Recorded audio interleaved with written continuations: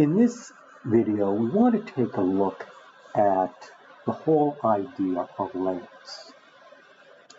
So in the early days of windowing systems, everything was placed within a larger window based on absolute positions. And if you change the size of that larger window, everything stayed in the same place. And that's the way Microsoft Windows started out, and it ran that way for many years, and most people were unaware of it. X Windows, almost 20 years before, had pioneered the idea of layout managers, which are responsible for laying out the contents of a window based upon some kind of a layout policy.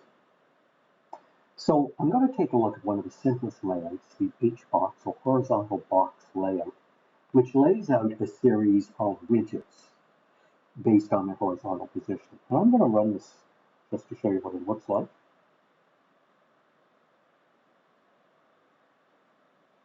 And here's our little window in the center, and it's got dog, mouse, and elephant.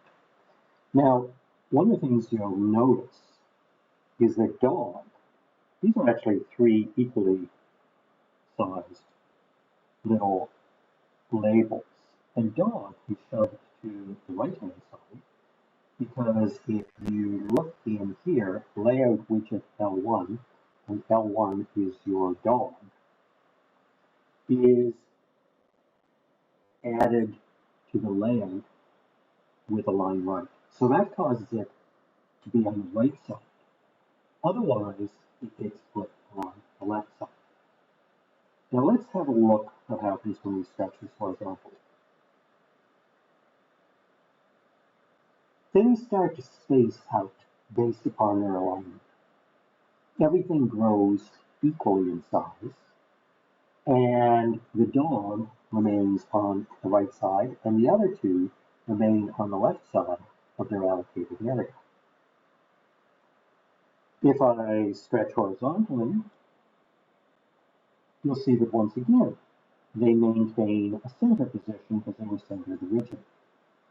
So this allows us to resize our window and have the contents adjust themselves appropriately to whatever size the window is. If you make it small enough,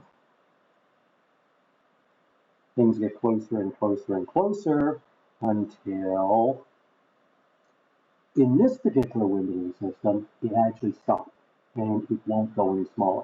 Some windowing systems might be a little different and they'll actually cut something off.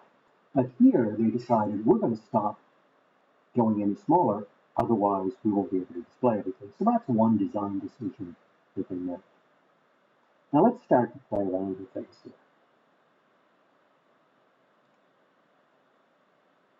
So one thing I can do is I can take my elephant, which is currently added without this align option, and I can align it on the right side, and we'll see what effect that has.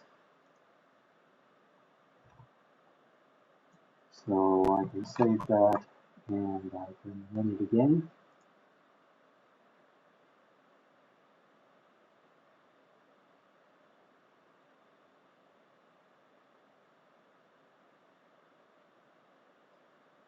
So now you see that the elephant is shoved more towards the right, and if we expand it, the elephant stays stuck on the right side. The dog is stuck on the right side, but the mouse is stuck on the left side. There's one more thing we want to look at that controls how these things are laid out, and that is your size policy.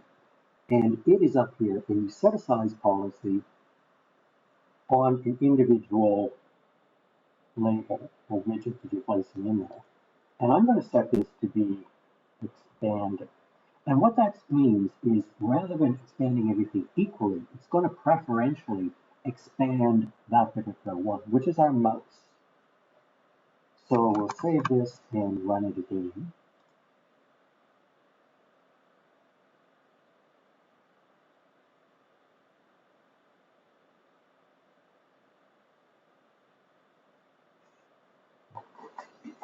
Okay, so now everything looks pretty much like it did before, but you notice that the dog is squished in a little. Let's expand it. And now we see that the dog doesn't expand at all. All the expansion is in the mouse because we said it had expanding policy. So it's going to be expanded preferentially. So you've got all these controls over how things expand. Now let's take a little bit of a look at the code. I'm creating my own widget, which I'm simply calling widget or extended Q widget. Within there, I create a layout, which is a Q hbox layout. I build my widgets, L1, L2, and L3 for my labels. And then I say layout, add widget. And really all I have to do is specify the L1 and the 0. The second is a stretch, which indicates how stretchy it is. And it defaults to 0. So you don't even need that parameter because it'll default to 0 anyway. This puts that widget, and in an hbox layout, they're laid out one after another from left to right. So it starts on the left and everything goes left to right from there.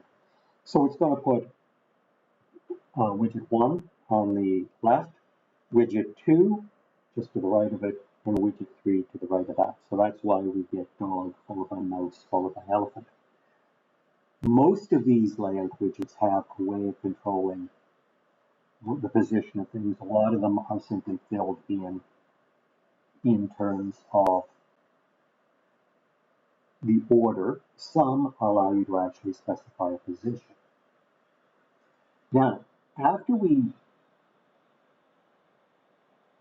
put everything in the layout, then we call set layout on the widget itself, and that makes that layout we created a layout manager of this. Now, when I created my labels, dog, elephant, and mouse, I didn't have to specify the parent. And that's because when I put them under control of the layout and I set the layout, that reparents them so that they automatically become child widgets of the widget we're creating. So that's a bit of a shortcut. Now, if you do set them to be children of the widget, that's fine. It won't make any difference. It'll still work.